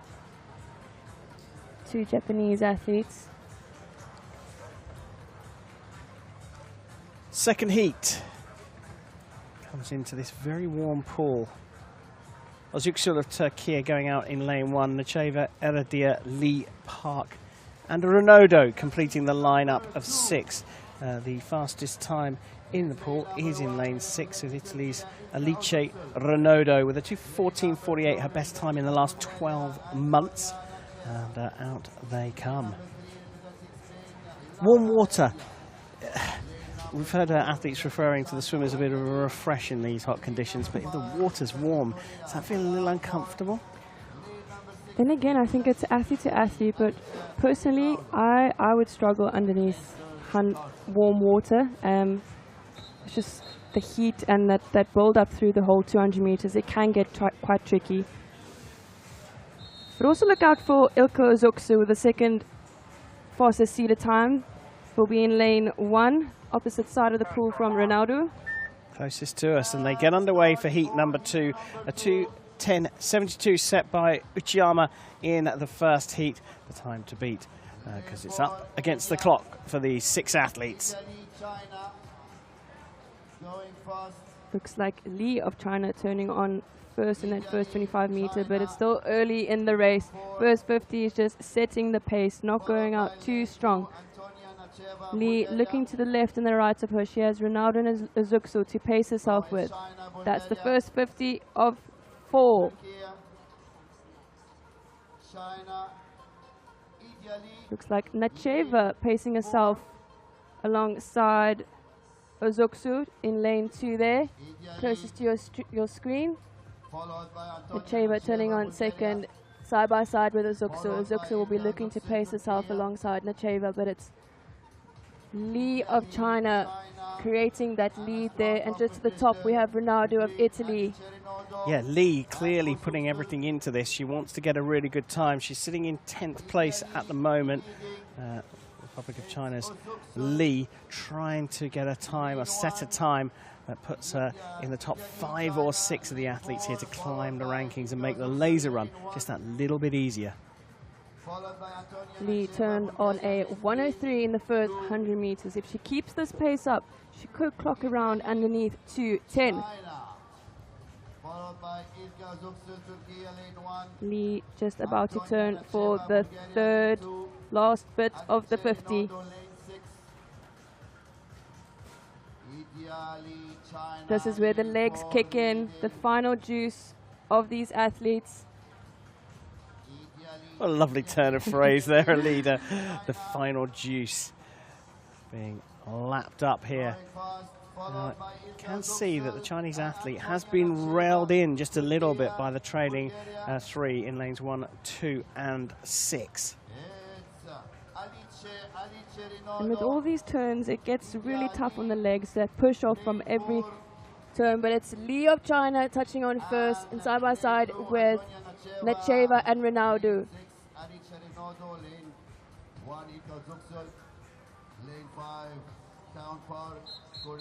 Well, there we have it.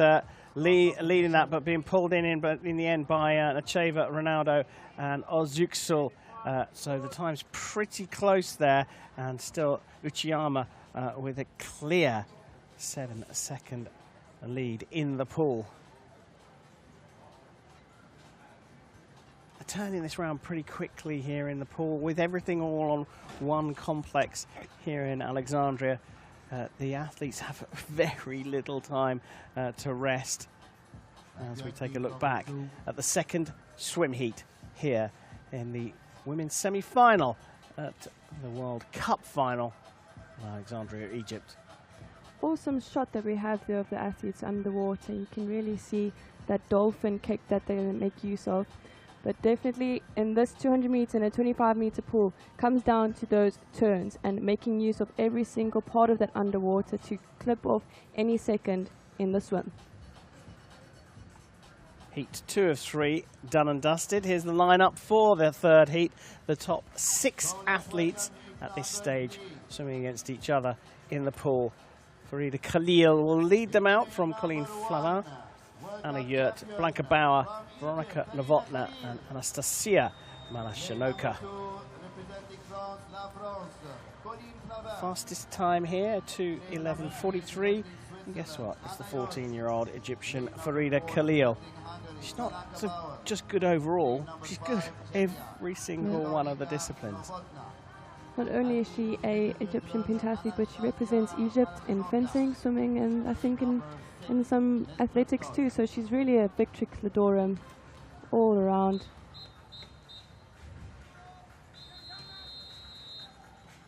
But keep an eye on Malashanoka in lane 6, second fastest seeded swim time. And heat number 3 is underway here in the women's semi-final. These athletes leading the line at this third discipline after the fence and the obstacle course. And they may well be pacing themselves very carefully here to save as much juice as they can for the laser run. And then nearing the end of that first 50, Farida looking to the right. She knows she's pacing herself with Malashanoka to the top of your screen there. Go for their tumble to start the next 50. Look at that streamline and the underwater that they do right after the kickoff and the turn.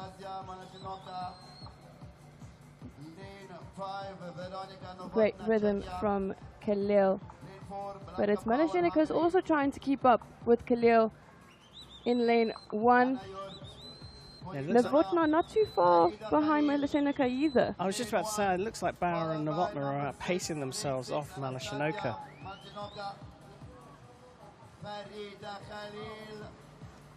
And that's the first 100 meters, this 200 meters race. And we always say this third 50 where it gets tricky.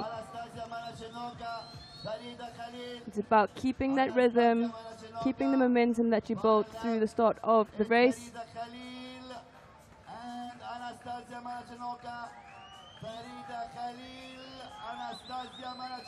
Khalil nearing the end of her third 50. It is Novotna and Malyshenica just pacing themselves, as well as Blanca Bauer. You can really see Khalil making use of her kick there, getting the legs out. The arms will be tied here, but look at that. It is Malyshenica who's leading the way alongside Khalil. Are we in for a sprint finish? Heads down for the last 15 meters? Surely not here in the baking sun. These two are in the top 6. Khalil leading the line. I think she'd be more than happy finishing second in the pool. Maybe not. Brilliant stuff from Farida Khalil to 15:34. Malyshenica coming through in second, shortly followed by a very tight race for third and fourth. Bauer third, Novotna 200th second back in fourth, finishing fifth. Yurt and Flavin just dropping a little bit down from her second position in the rankings, finishing sixth in this particular heat. But it's all about the times. We've done the fence, we've done the obstacle course, and now we've done the pool. The swim complete, Khalil topping each of the disciplines so far. Yeah, great stuff there from the final heat. These women, and I mean, with the women we look at times around 2:20. If you could swim a time below the 2:20 mark, you could put yourself as an outlier amongst the other female athletes in the field. And that is exactly what Khalil and Malyshenica have done. And there was a great battle there between Bauer and Novotna further up in the field. Yeah, you spotted that. And the third and fourth fastest times in the pool for Khalil and for Malyshenica. And this is how things stand after the swim. Still at the top, Khalil from Flavan, but 3 places risen by Malyshenica. And the neutral athlete climbing to third. Yurt dropping down to fourth, but this is where we are focused. And look at that swim from Lee. It's moved her up into the top 9. That's where she needs to stay in the final discipline. Rises for Ronaldo and Suzuki as well as they climb the rankings. These top 12 are where or the middle 6 are where we're going to be focused in the laser run. Uchiyama with a great swim, rising by 1 place. But it's those points, 7:52 for Uchiyama. Is she close enough to challenge in the laser run? That's coming up next. But before we go to that, let's take a look back at the swim.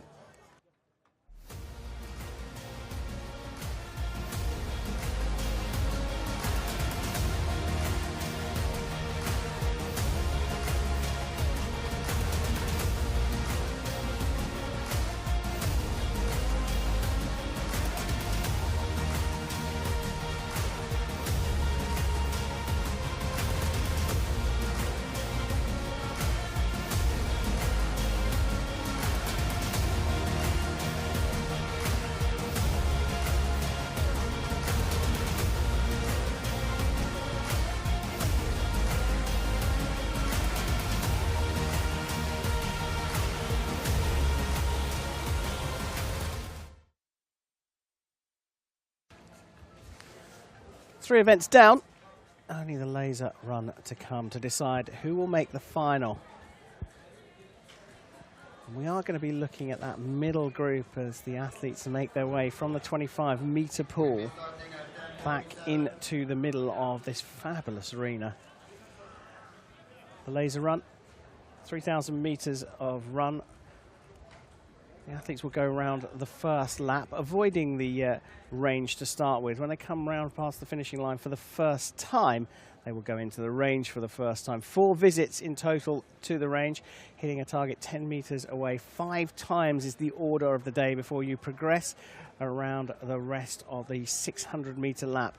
The last lap, the one that we keep an eye on, the top 9, will be focused on the battle for 9th and 10th throughout.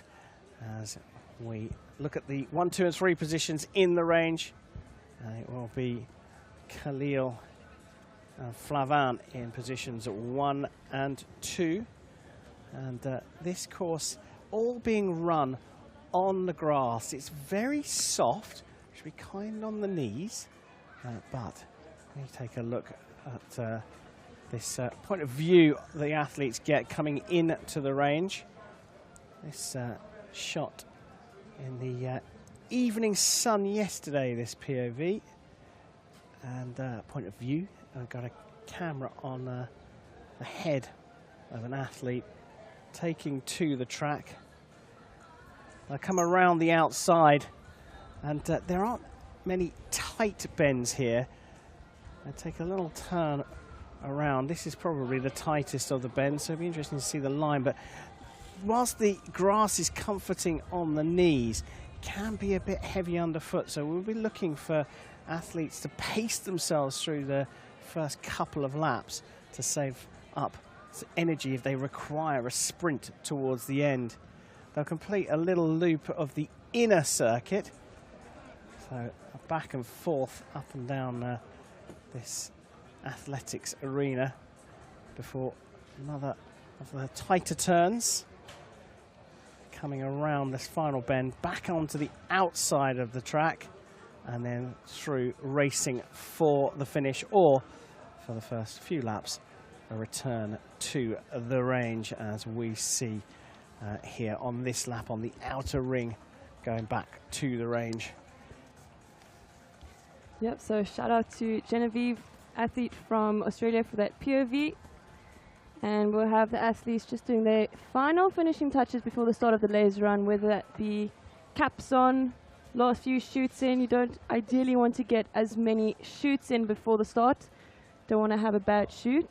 So maybe some athletes will be making use of that visualization, using that open air, loose arm, trying to get that shoot in. But here you have Khalil in your screen. Heredia really making her way up for the start of the laser run, and great stuff there from her fencing. Yeah, brilliant stuff in the fence for Heredia. But we had another chance to speak to the Swiss athlete, Anna Yurt. I'm Anna Yurt, I'm 23 years old and I'm doing modern pentathlon. I think here again it depends on your position. Some girls have more time, some girls have less time. If you're having less time, it's just about getting yourself ready and going as quick as possible to the shooting, doing some shots, maybe some sprints, but just like being there actually. If you have a little bit more time, I guess you have a little bit more time to also make yourself mentally ready for the race. Personally, I don't do like too much in before, because you're already warm, your body already did all the disciplines in before. So it's just about like being ready, being in the present, and just doing maybe some shots, like really chill, and then you're doing some sprints to just activate your body to be ready for what's coming. But then it's just about like saving the energy and being ready. Yeah, I'm working with a mental coach for that. He means a lot to me, and we're working also. I think it's not only because like for your sports, it's for life in general. You always have like stressful situations, so you really can take a lot of your day-to-day life into sport, or like the other way around. So I think it's just like handling yourself in a situation, because we're pentathletes, so it's not always the same. So we have to get to used to different situations, and just to be calm and ready for that. That is what I'm trying to do with him, or trying to be better at with him. Great stuff there from Yurt. She's talking early doors about you know, being solid in the range and getting to it, and also talked about mental coach.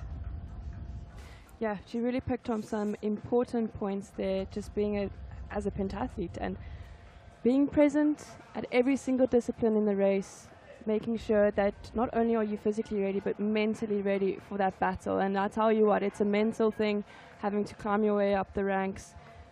And we know Year to really have a great laser run. She'll be starting up in 4th position, but this will be a really different semi-final to watch because we have the handicap stop at Maleshenica, who is currently in 3rd place, and then the rest of the pack will be starting at the 1:30 pack, all due to Farida Khalil's 58-second head start, will be followed by Flavien Colo of France. Yeah, so it's interesting, isn't it? Because modern pentathlon points accumulated over the fence, the obstacle and the swim put together. A modern pentathlon point will give you a 1 second advantage, and like you say, 58 points ahead. Khalil leads Flavien, and that's 58 seconds on the clock. Maleshenica, the neutral athlete, going 1 minute 27 seconds behind Khalil. And then the rest of the group are either 1 minute and 30, as Anna Yurt is, behind Khalil, or more. But to save time, and rather than having a staggered start, they'll come out as a pack, the remaining athletes. That will be interesting, for sure. I think we can safely say that that down to number 8, which is Tania Natcheva, if those 8 were to come across the line first, they are 100% going to make it through to the semi-finals. But because the gang will go out in a group, from there onwards, we have to wait for confirmation as to who is going to go through, because I think position 9, maybe even position 8, will need that final confirmation of time going over the line, and effectively the handicap being added on to the athletes after the race is finished. A good way to look at this, though, having thought about it a little bit more, is when they come into the range, they shoot in the position that they started the race in. So if the top 9 in the range get out before anyone else, they are leading. So we need to wait for that 4th, the departure from the range on the 4th shoot. If the top 9 come out leading, then that is a true reflection of the race. And that is what we're going to be focused on as the athletes, given the notification that it's time to come to the starting line, and they'll check the sheets. We've got exactly the same sheet that they're looking at, which has the staggered start for the athletes. Khalil, she can really pace herself. She's going to be, I'm not going to say coming into the range by the time the second athlete goes out, but she's going to be a blooming long way away around the 600-meter track, isn't she? She's really in an ideal position to take it easy in this laser run and to save her energy for the finals. If that is exactly where she wants to be, if she's looking for another gold in this competition. But today is the fight for that top 9 positions, and given that we have such a big group starting at the 1:30 pack, it's almost as if it's a laser run competition. So yeah. And there's plenty of those out there, some specialising in that. Especially the younger athletes tend to start with laser runners as a way in, dedicated competitions just to that discipline. And I mean, yeah, that's how Farida Khalil got into this. She started up with the bi and tri and just really built her way up to being a complete pentathlete. The biathlon and the triathlon. So 17 athletes in the lineup. At the back of the pack, Nicole Ivanova, 6 minutes and 56 seconds behind the leader. She'll go off with the group at 1:30 as Khalil still mentally rehearsing the shoot. Such is the comfort on the starting line. Maturity beyond her years. I think we'll be saying that for several years to come, because she's just 14 years old.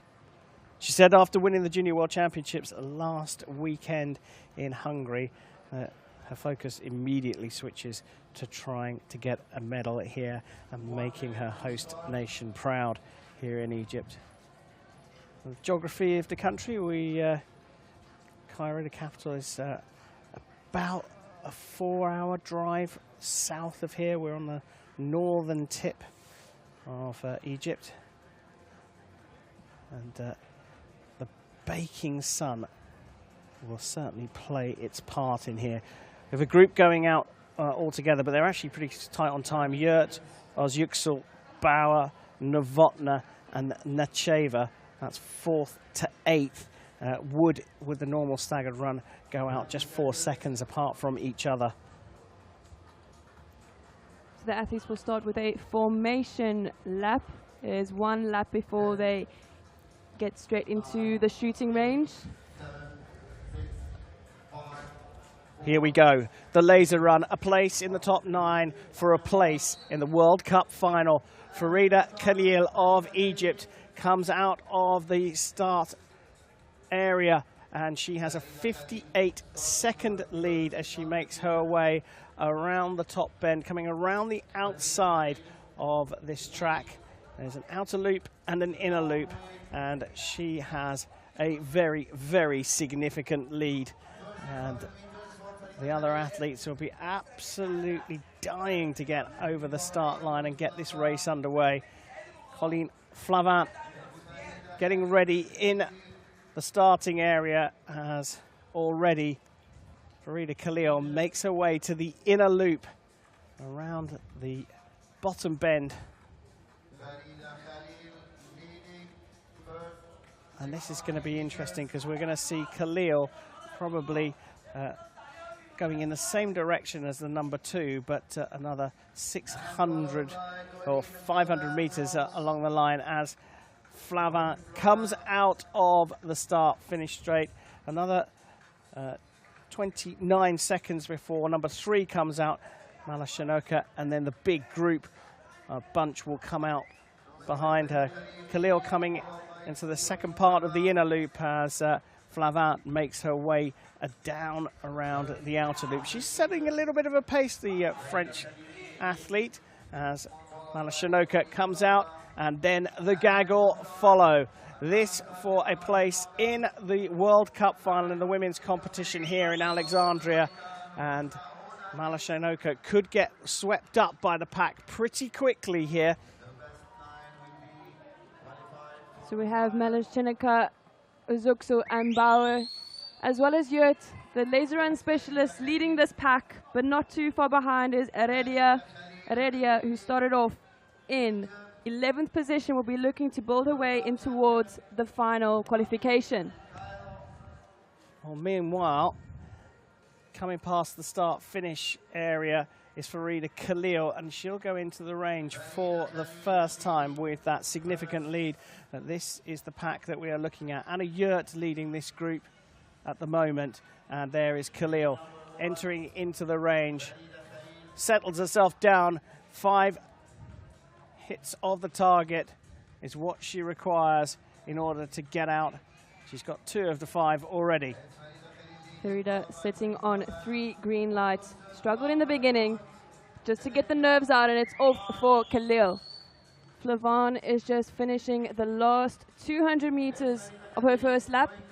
But further down in the pack, we have Uzuksu, Bauer, Lauer, Heredia. We know these 4 athletes to be strong in the laser run. It will be interesting to see how they pace each other to qualify for the finals. Mala Shanoka further down in the pack. She'll need to keep up the pace there, as well as Novotna. Yeah, she's been dropped, hasn't she, Mala Shanoka, as Flavin enters the range. This is the athlete in 2nd position. So we've kind of got 3 races going on. One at the front with Khalil, a second one with just Flavin with a commanding lead, and she needs to get out of the range because the pack is now coming in behind her. You'll just probably see them in the back of your shot. There they are. This is the chasing pack. In 3rd position, the athlete from Turkey, and Yurt has moved up into 4th position. Mala Shanoka in her position 3, is looking to get out as quickly as she can. It is Bauer with the 5 green lights. She's off and away. Not far behind, Park, Yerk, Mala Shanoka. Uzuksu out of the shooting range. It's Heredia who's stuck in the shooting range, but she's out in 15 seconds. Heredia with time to catch up on. Suzuki has moved up the pack as well. The Japanese athlete is making a move. She is the one sitting in 9th position, having moved up from 13. But did you say Park came out in 4th place or 5th place? because if she did, that is one hell of a first lap and shoot. She's moved up from 13th, the Korean athlete. Suzuki sitting in 9th position. She is the one on the bubble, and she is going to get chased down here.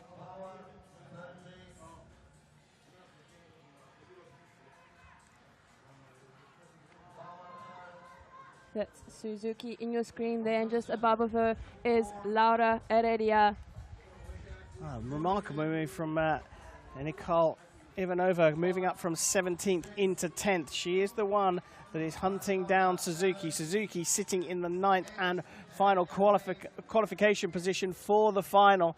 And she's got a very relaxed running style as she comes around the inner loop here. Suzuki sitting in 9th. In front of her, Khalil, Flavin, Bauer, Ozukshul, Yurt, Park, Malashanoka, and Heredia, who, as you said, Alida, would be looking to make moves early, and she's done just that. Yeah, a bit of a struggle in the shooting range from Heredia, so she'll have to keep up with Malashanoka as well as Park and Yurt, but it seems as if Park is comfortable in 9th position there, but at the end of the day, we have to wait for the final results. We have Flavin in the shooting range. 3 green lights for Flavin. She's sitting on that 3. And she's off with a 12-13 second shoot from Flavin. It is Bauer in the shooting range. Well, Khalil has come out already. Flavin taking a little bit of time on her second shoot. And she will be closed up on in second place. But here is that chasing pack on the second shoot. Bauer on 4 green lights. Look out for Malashanoka. She's catching up. And it's 5 green lights for Malashanoka. She's out and away. Leading that pack there behind her is Bauer, Anna, and Ozuksu, as well as Heredia. Park dropping back a little bit here as Suzuki moves up into 8th position, and Park in trouble in the range here. Axman gets out as well, and this is some run here, and we knew places were going to be changing as we went through, but Ronaldo made the move as well. Ronaldo coming out of the range in 9th place with Axman just behind her. Suzuki now has opened up a 15-meter gap over Ronaldo. Ronaldo being hunted down by Axman, and just behind her, Park, who had a very tricky second shoot, sits still in the chasing pack for qualification. Ronaldo started off in 10th position, Park in 13th. Ronaldo has a bit more time than Park, so Ronaldo can secure her spot for the final. Ronaldo needs to put in a good laser run here, but behind her we have Park catching up onto her. Ronaldo completing the first half of the inner loop, and Park has moved up into 10th position. But Ronaldo just looks like she's starting to pull away, but in front of Ronaldo, Suzuki just starting to slow up a little bit here. Relaxed running style, starting to just look a little bit heavier. And we did think that the grass would start to feel slower as they went through each lap here. It is soft on the knees, gentle on the injuries, but heavy on the muscles. Meanwhile, not in shot because we're not really too worried about her, but Farida Khalil has come through her third shoot. She is so far ahead, we're not going to feature her too much. Colleen Flavin in the range at the moment as the rest of the chasing pack come up to join her. In fact, Flavin gets out of the range. Suzuki starting to slow up a little bit here. She needs a good shoot on visits 3 and 4 to the range. I tell you, Ronaldo is catching up on to Suzuki. She can make it through to the finals. It all comes down to the shooting. Ronaldo can make it through. It is Malashanoka and Ozuksu out of the range, and followed by Yurt. Well, Malashanoka's just moved back up to the position she started in. She's paced herself well here. Heredia catching up with that 5 green lights. Heredia needs to put in a good run here. She's trailing behind Bauer, who started up in 6th position. Now Park and Suzuki were in a race. Suzuki has got out of the range quicker, and Suzuki on the bubble, but look at Ronaldo. Looks like Ronaldo had to go to the reserve target here. That will cost her some shooting. But it's Axman and Ivana, followed by Park. Ivanova coming out into 10th place, still looking strong, but that technical issue for Ronaldo has put her a bit further down the line, and now she's having to put down the afterburners here, and it is not great for her. Park behind her as well in 13th place, so those two being dropped by the rest of the field be a little bit of a challenge for Ronaldo to keep her frame of mind, her mental approach to this solid, because she's still got another visit to the range to recover. Ronaldo will have to put in a great laser run. Look at how she's building up the pace there. She knows that she has to run for the spot in the final. She takes Axman. Ronaldo hunting down Suzuki up ahead of her. She's closing on the gap. She needs this running to be a quick one. She needs to put in the effort. But it's Khalil in the range. 3 green lights. This is her last shooting series for Khalil. Yeah, brilliant out front. She's paced herself nicely. Just a little rehearsal, if you like. She's almost starting her warm down here. She's got such a lead.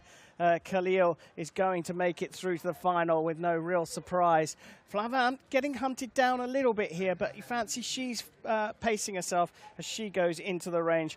On the bubble, Ronaldo back into 9th position after the technical issues in the range at her 3rd shoot. Ronaldo now looking strong, coming onto the outer loop on the home straight. She has one more visit to the range, and she'll be hoping for a little bit more luck there. No technical issues for her, the order of the day. Ronaldo will be looking to put in a good shooting series, given her technical issue, given having to shoot on the reserve target. Ronaldo is responding to the challenge. It is down to the last shooting series for Ronaldo's spot in the final, but as well as Suzuki of Japan. Meanwhile, Bauer and Azuxil have made it comfortably out of their forced shoots, and they are looking strong for a place in the finals. But we're in the range with Suzuki. Ronaldo with 3 green lights. She's sitting on that 4th. Ronaldo is out of the range. What a stunning run from Ivanova. Ivanova, the Bulgarian, started in 17th position, now sitting in 8th.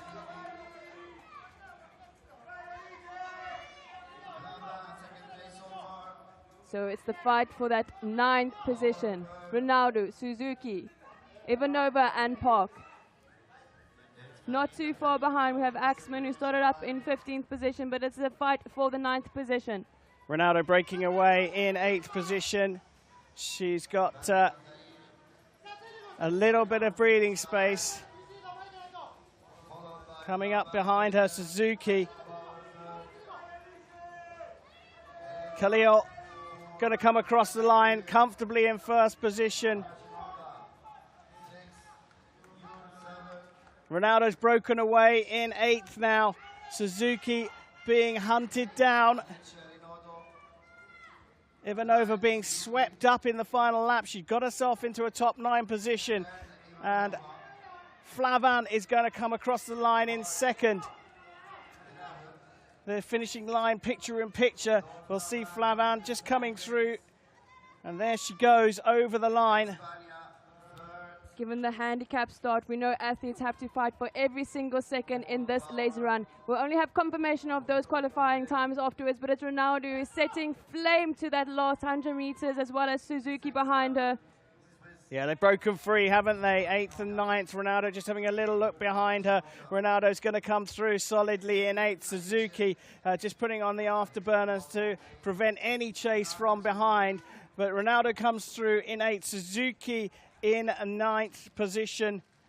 And that is the top 9 finishers. Now we need to look at the breakdown to Ivanova. Ivanova with just under 6 second finish behind 9th position. We need to be careful about trying to do some mental arithmetic at this point as Axman comes across the line in 7th. But these times are pretty critical here in terms of the break back from the leader because of that pack that went out in that group of well, how many was it? 14 athletes going out in a group together. And over the line, Uchiyama has burnt. Arias coming through. Novotna, Lee and Nacheva just looking to finish things up. Nacheva still on the inner loop.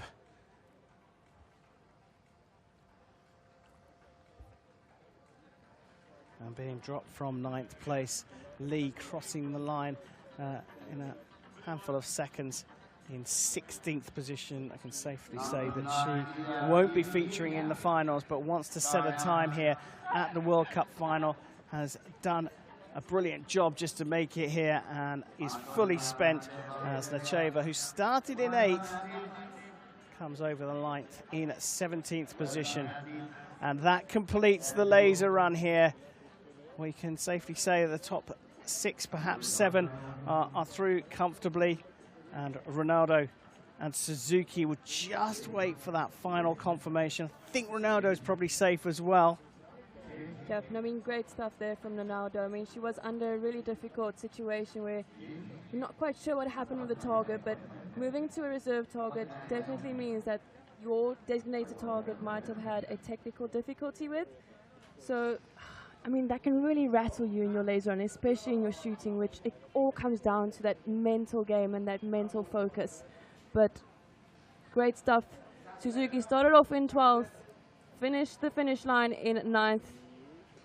Given the staggered start, we'll need to have confirmation on their top 9 positions, but let's have a look at this laser run where Khalil started off in 1st with a 58.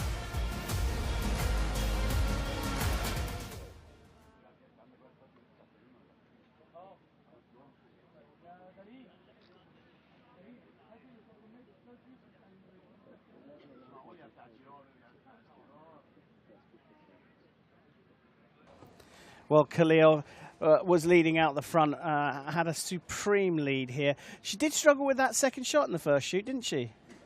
Yeah, I think the nerves were there in that first shooting series, but she's got the experience to come back from it. But here we have Ronaldo, who made use of that reserve target.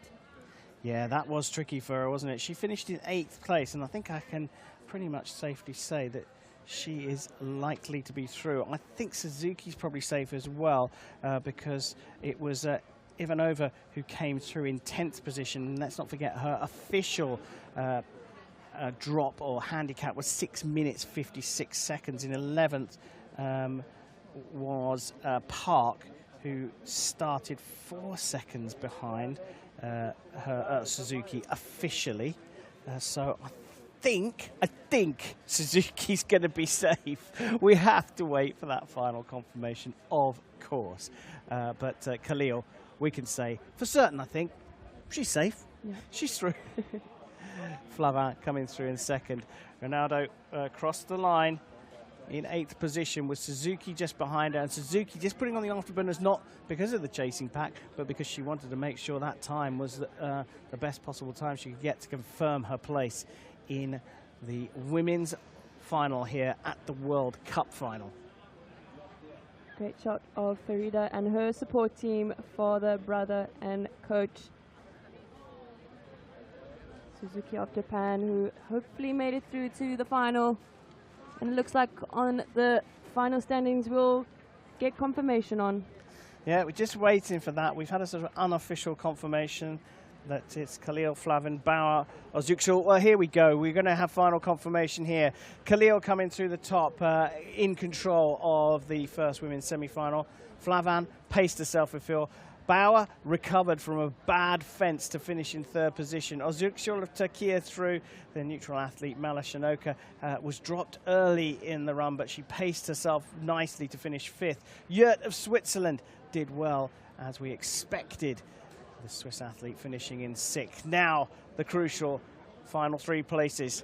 And here, Laura Heredia, who you said, Alida, would have a laser run to match up to. 4 places risen through the laser run. Ronaldo finishing in 8th with a 2-place rise in the final discipline. And it's Suzuki Yuri climbing 3 places just by, 12 seconds getting into the women's final here at the World Cup final. Park making a big rise, but not enough in the end. Yeah, I mean, look at Suzuki. Her swimming points, where she scored 280 points, really put her in a comfortable position for the laser run, where she climbed away three positions to that 9th position. But I think it's Heredia who was really the one to watch in this competition. I mean, just climbing way through the fencing, direct elimination. Yeah, she did make a big move. This is the rest of the field. Necheva dropping away, the Bulgarian losing out in the laser run. Well, it's been a brilliant first semi-final. In the blazing heat in Alexandria, we have the second women's semi-final coming up a little bit later on. We'll leave you with highlights of the action in the first semi-final.